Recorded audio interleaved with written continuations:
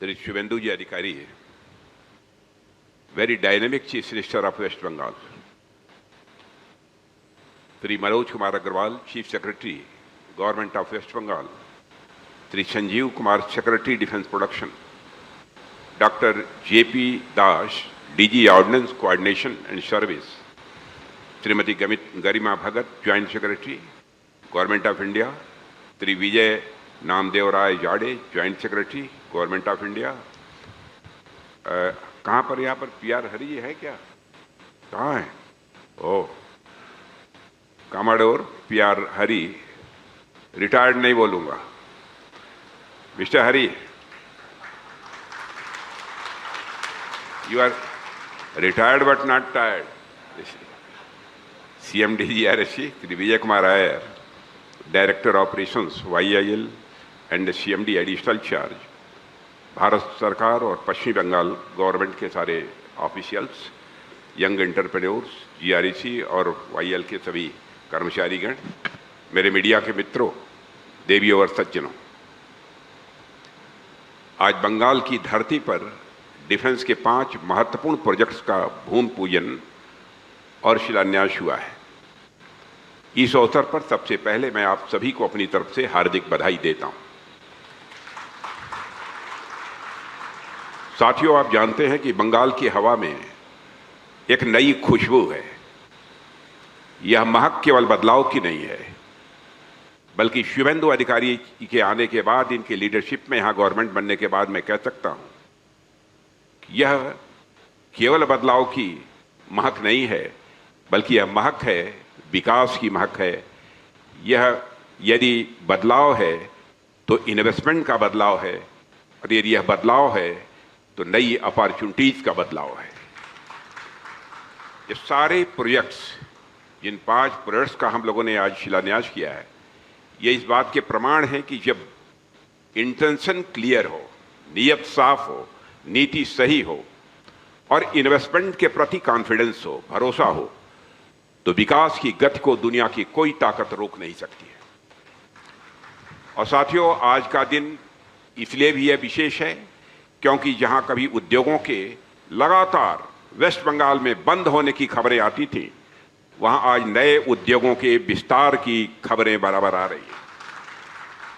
यही बदलाव बंगाल और बदलते हुए भारत की तस्वीर है. और वेस्ट बंगाल के very dynamic chief minister, doer chief minister Shivendu अधिकारी जी के आने के बाद बंगाल में सब शुभ शुभ ही हो रहा है.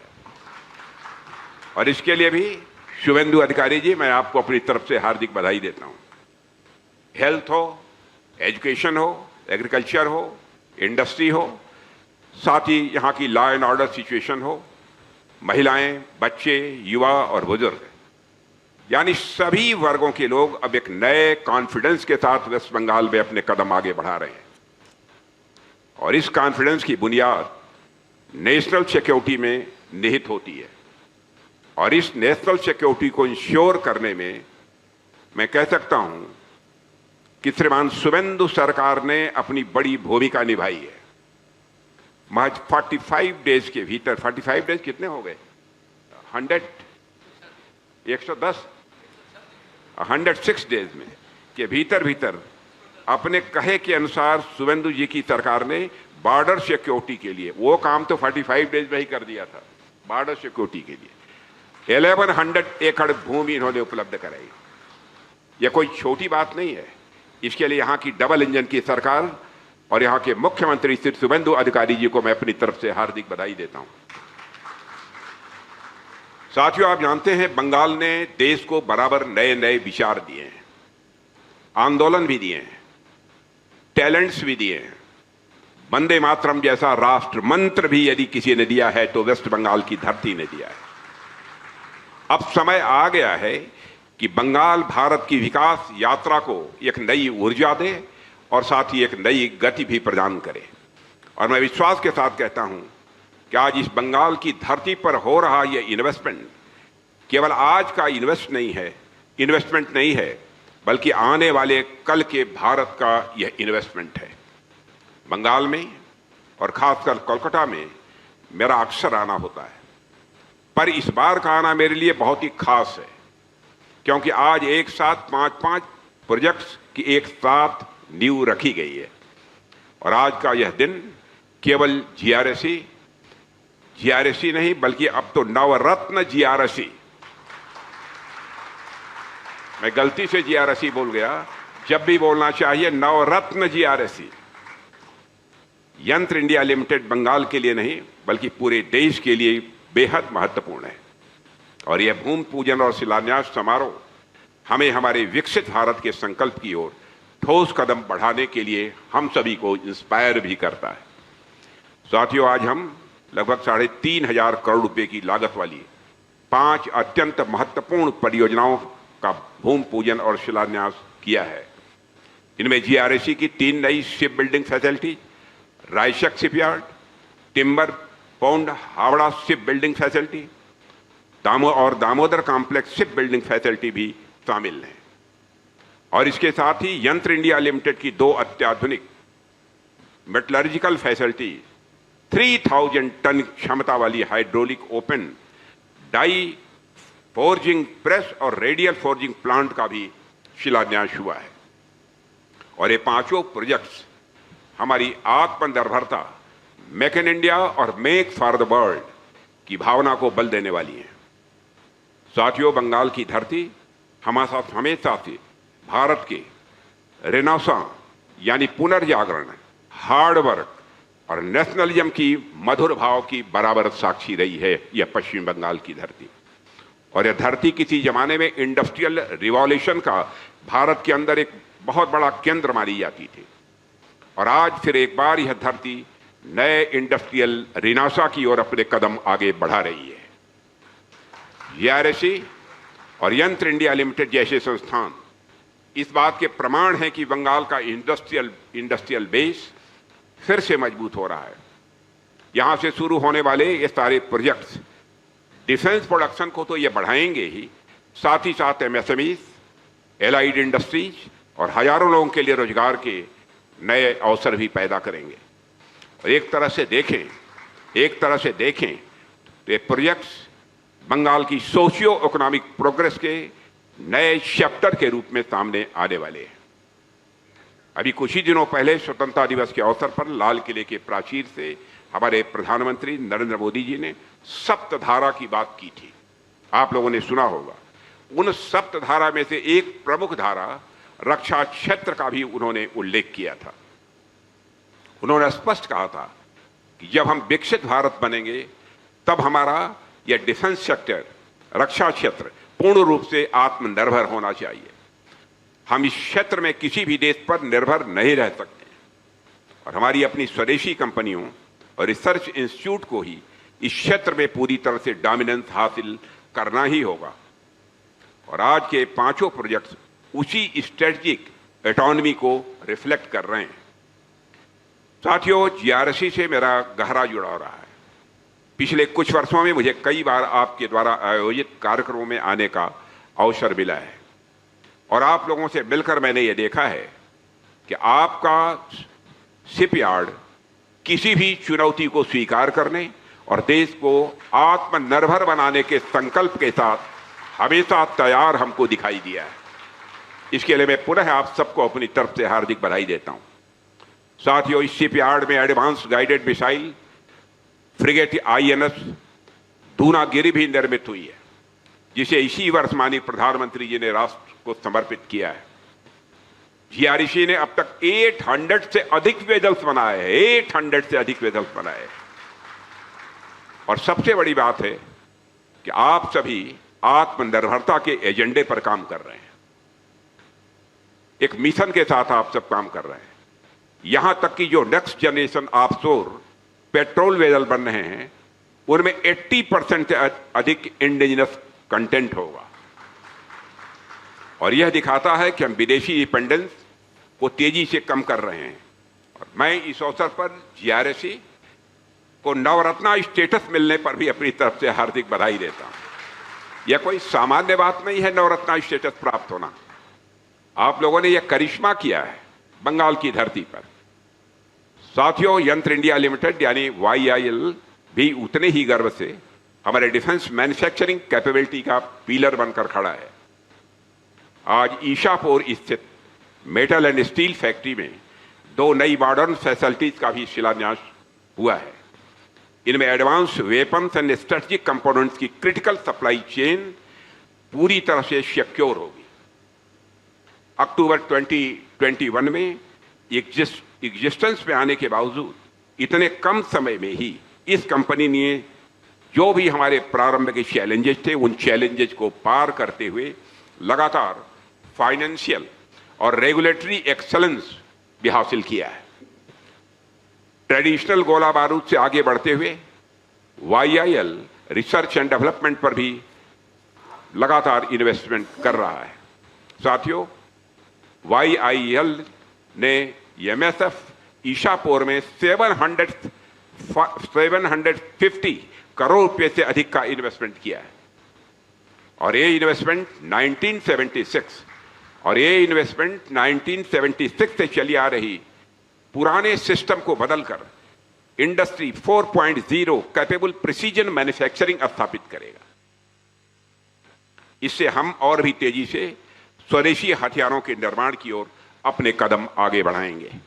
साथियों, स्वदेशी हथियार हमारे लिए कितने जरूरी हैं, इसका उदाहरण हमें ऑपरेशन सिंदूर के दौरान देखने को आपको मिला होगा। केवल भारत को ही नहीं, भारतवासियों को ही नहीं, सारी दुनिया को देखने को मिला है।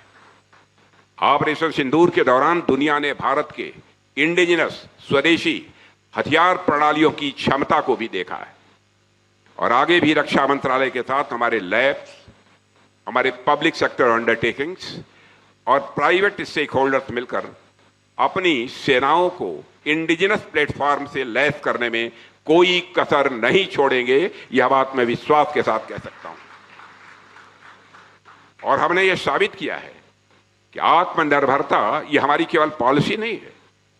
आत्मनिर्भरता बैटलफील्ड कैपेबिलिटी का एक मल्टीप्लायर है और इस पहल में GRC तथा यंत्र इंडिया लिमिटेड की भूमिका अत्यंत महत्वपूर्ण होने वाली है।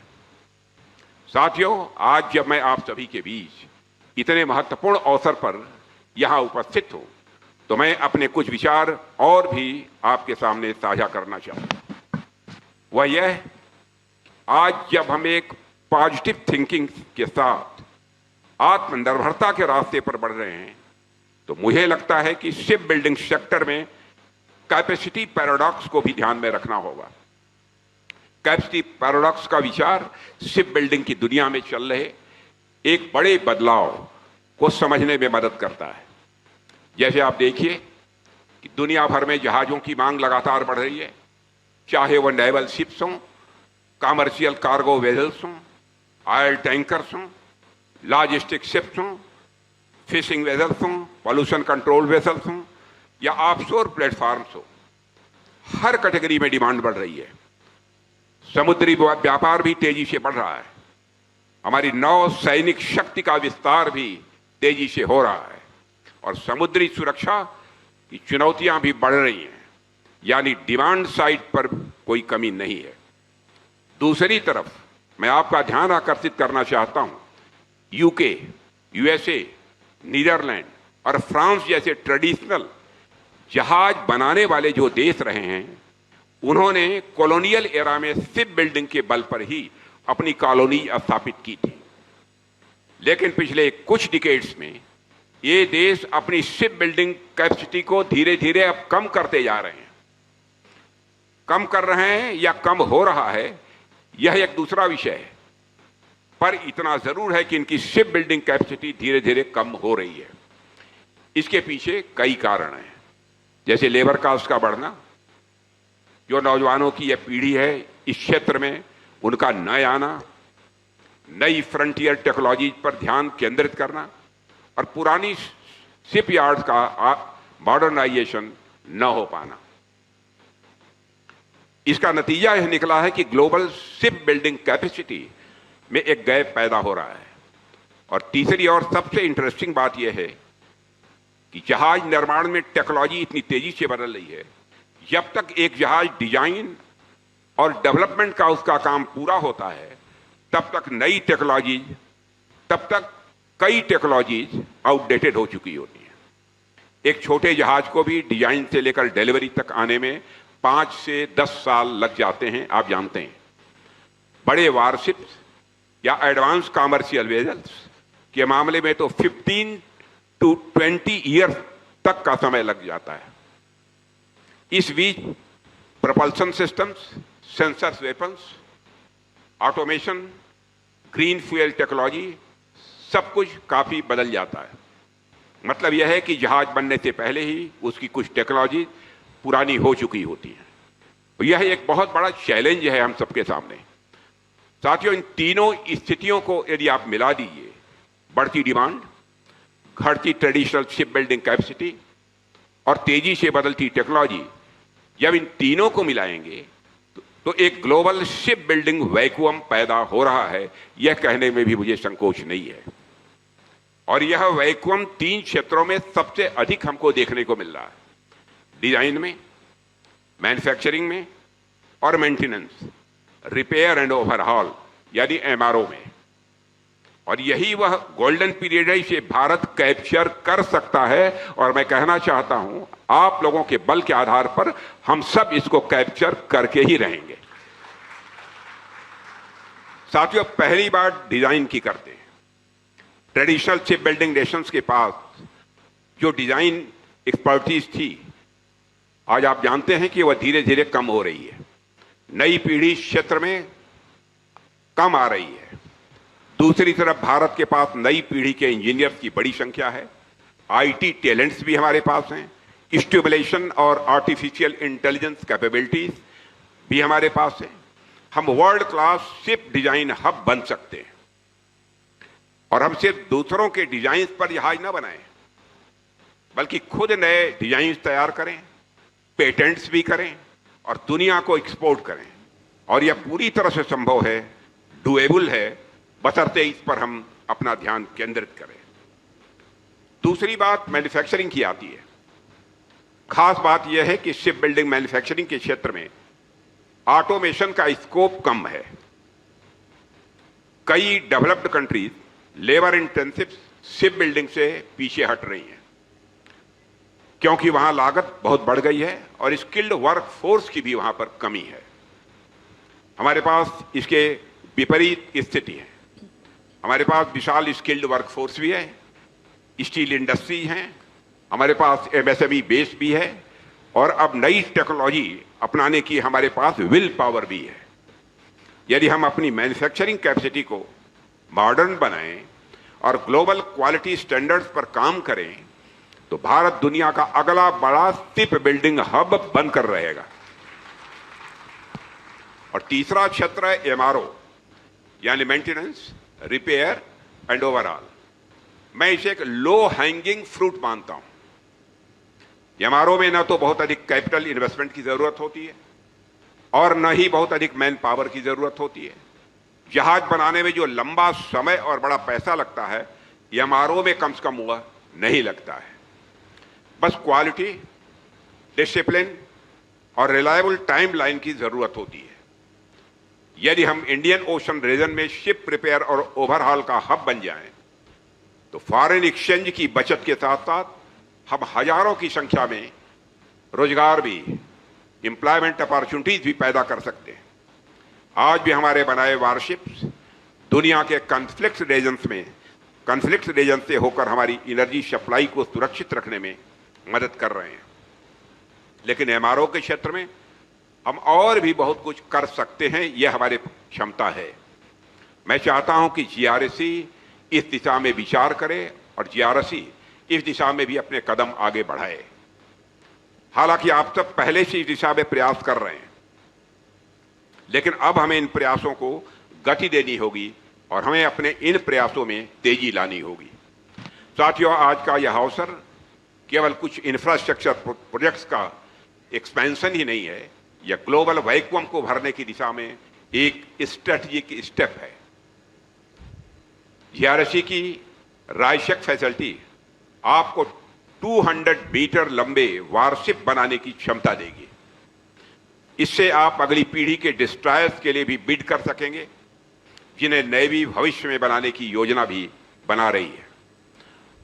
टिम्बर पॉन्ड, हावड़ा और दामोदर कॉम्प्लेक्स की फैसिलिटीज भी जहाज निर्माण को की पूरी वैल्यू चेन को मजबूत करेगी। और साथियों, यंत्र इंडिया लिमिटेड की दोनों फोर्जिंग फैसिलिटीज भारी तोपों, नेवल वेपन्स और एडवांस डिफेंस इक्विपमेंट के लिए हाई क्वालिटी मेटल्स भी तैयार करेंगी। इससे हमारे नेवी की ऑपरेशनल रेडीनेस और मैरीटाइम फायर पावर को भी सीधा बल मिलेगा। आप लोग जानते हैं कि हमारे यहां पारस पत्थर की कल्पना की गई है। पारस पत्थर वह होता है कि जिस भी धातु को छू दे वो मेटल सोना बन जाता है। सुना होगा आपने। YAIL भी मैं समझता हूं कि हमारे लिए वह पारस पत्थर ही है। आपके संपर्क में भी जो मेटल आ जाता है, आपके संपर्क में भी जो मेटल आ जाता है, अंततः वह भी सोने से कम नहीं है। आपकी मेटलर्जिकल टेक्निक्स एवं फोर्जिंग टेक्निक्स द्वारा तैयार किया गया आयरन एवं एल्युमिनियम का मिलिट्री ग्रेड मेटल के रूप में विकसित होता है, जिसकी कीमत सोने से भी कहीं अधिक होती है। साथियों, यह सभी इनविसेस्ड प्रोजेक्ट्स हमारे इकोनॉमिक डेवलपमेंट से भी जुड़े हुए हैं, सीधे हमारे इकोनॉमिक डेवलपमेंट से जुड़े हैं। और एक जहाज जब बनता है तो उसके साथ हजारों सपने भी आकार ले लेते हैं। जब हम अपने जहाज खुद बनाएंगे, स्वाभाविक है कि हमारे फॉरेन एक्सचेंज की बचत होगी और साथ ही साथ हमारा इकोनॉमिक डेवलपमेंट जो है तेजी के साथ आगे बढ़ेगा। साथियों, जहाज निर्माण से इंडस्ट्रियल डेवलपमेंट होगा, MSMEs को बढ़ावा मिलेगा ही मिलेगा और बड़ी संख्या में डायरेक्ट और इनडायरेक्ट जॉब अपॉर्चुनिटीज भी क्रिएट होंगी। यह बंगाल के लिए और भी महत्वपूर्ण है क्योंकि यहाँ की अर्थव्यवस्था, यहाँ की इकॉनमी को अब एक नई गति की आवश्यकता है। और मैं आश्वस्त हूं कि हमारे यहाँ के मुख्यमंत्री शिवेंदु जी अधिकारी का हर प्रकार का सहयोग आप सबको प्राप्त होगा, यह मैं आपको आश्वस्त करना चाहता हूं। GRSE के पास 800 से अधिक जहाजों के निर्माण का एक बहुत ही एक्सपीरियंस है। आपके पास टेक्निकल नो हाउ है, आपके पास स्किल्ड वर्कफोर्स है और अब एक्सटेंडेड कैपेसिटी भी आपके पास होगी। आपको इसका पूरा उपयोग करना होगा। और जैसा मुझे बताया गया कि आप सभी नेवी के ऑर्डर्स के साथ साथ एक जर्मनी कंपनी के भी 12 कार्गो शिप्स भी आप बना रहे हैं। यह बिल्कुल हमारी मेक इन इंडिया और मेक फॉर द वर्ल्ड की विजन के अनुरूप है। जैसे जैसे आपकी कैपेसिटी बढ़ेगी, आपको डोमेस्टिक और इंटरनेशनल दोनों ही मार्केट्स में अधिक एग्रेसिव बिडिंग करनी ही होगी। अब हमारी सोच यह नहीं होनी चाहिए कि भारत को दुनिया से क्या खरीदना है। हमारी सोच अभी यह होनी चाहिए कि हमें दुनिया को क्या देना है।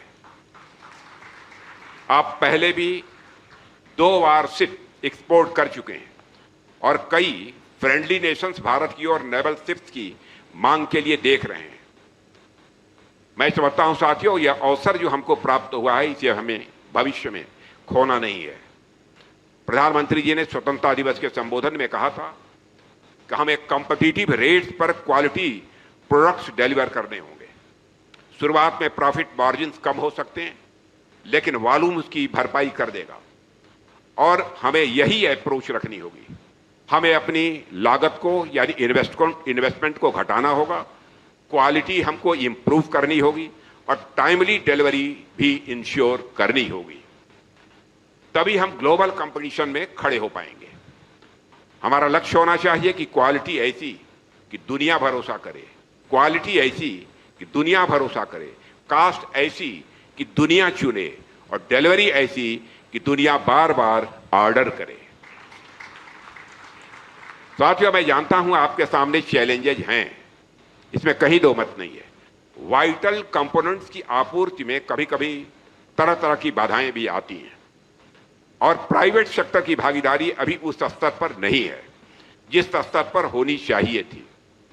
सरकार इन मुद्दों को हल करने के लिए लगातार काम कर रही है और जैसे जैसे प्राइवेट सेक्टर की भागीदारी बढ़ेगी, कई बाधाएं अपने आप हल हो जाएंगी, इतना मैं आपको आश्वस्त करना चाहता हूं।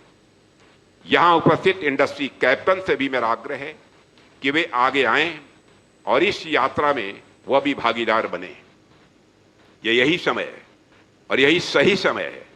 समुद्री क्षेत्र के विकास पर जो जोर दिया जा रहा है उसे देखते हुए आपको कभी भी प्रॉफिट की कमी नहीं होगी। और साथियों, आज के इन 5 प्रोजेक्ट्स का शिलान्यास इस बात का संकेत है कि हम अपनी डिफेंस मैन्युफैक्चरिंग कैपेबिलिटीज को हर स्तर पर विस्तार दे रहे हैं। और यह केवल सरकार का प्रयास नहीं है, बल्कि इसमें हमारे public sector undertakings, private industries, हमारी एमएसएमईज और एकेडमिक इंस्टीट्यूशन सभी की भागीदारी आवश्यक है। आप देखेंगे कि जो इन्वेस्ट आज आप करेंगे वह आने वाले वर्षों में कई गुना होकर अपने आप वापस आएगा। सरकार आपके साथ है और डिमांड भी बढ़ रही है। ऐसे में सबको एक साथ इस सेक्टर में आना चाहिए। मैं जीआरएसी और यंत्र इंडिया लिमिटेड के सभी अधिकारियों, सभी इंजीनियर्स, सभी कर्मचारियों और अपने सभी श्रमिक भाइयों को भी अपनी तरफ से हार्दिक बधाई देता हूं। आप सभी के सम्मिलित प्रयास से ही यह संभव हो रहा है और आने वाले समय में जीआरएसी द ग्रेट जीआरएसी के रूप में सामने आएगा, इसमें मुझे रंच मात्र भी संदेह नहीं है। और आप कहेंगे तो इस जीआरएसी का वह ऐसे हालात जिस दिन पैदा होंगे, इस जीआरएसी का नाम बदलकर द ग्रेट जीआरएसी रखने में मुझे संकोच नहीं होगा। मैं भारतीय नौसेना की भी सराहना करता हूं जो स्वदेशी उत्पादों पर भरोसा कर रही है और हमारे सारे तीनों फोर्सेस इंडिजिनस आइटम्स पर अब भरोसा कर रही हैं और स्वदेशी जहाज निर्माण को भी इंडियन नेवी भी बराबर प्रोत्साहन दे रही है। यहां पर Sanjeev Kumar, secretary defence production भी मौजूद हैं। आपकी लीडरशिप में डिफेंस प्रोडक्शन बराबर नई ऊंचाइयां छू रहा है। पूरी लगन के साथ हमारे संजीव कुमार जी लगे रहते हैं और आपका एक इवेंट खत्म नहीं होता तब तक अगले इवेंट्स लाइन में तैयार रहते हैं। और इस 27 तारीख को इनके ही इवेंट में मुझे जाना है। फिर इस निष्ठा और समर्पण के लिए आप सराहना के पात्र हैं। मुझे विश्वास है कि 5 प्रोजेक्ट्स समय पर पूरे होंगे और जीआरएसी और वाईएल की टीमें इस चैलेंज को पूरी निष्ठा से पूरी करेंगी। मुझे पूरा भी भरोसा है कि आप सभी लोग मिलजुल कर इस यात्रा को सफल बनाएंगे। अंत में एक बार फिर इस आयोजन के लिए आप सभी को हार्दिक शुभकामनाएं देता हूं और अपनी बात यहीं समाप्त करता हूं। आप सबको बहुत बहुत धन्यवाद। आपके इन प्रेरणादायी शब्दों के लिए हार्दिक धन्यवाद sir. May I now request CMD GRSC to honor Honorable Raksha Mantri Shri Rajnath Singh Ji with a memento.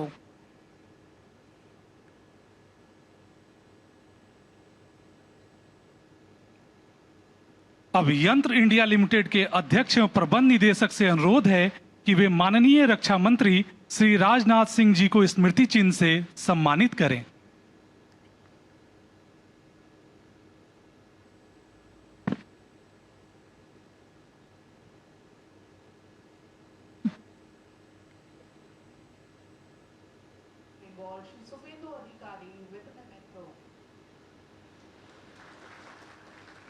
May I now request CMD GRSC to honor Honorable Chief Minister of West Bengal Shri Subendu Adhikari with a memento.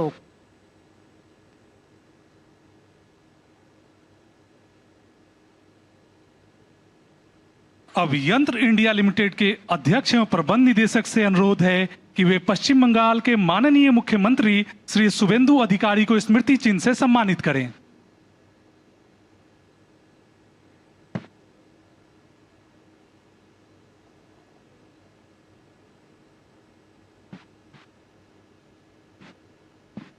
I now invite CMD Yantra India Limited to deliver the formal vote of thanks.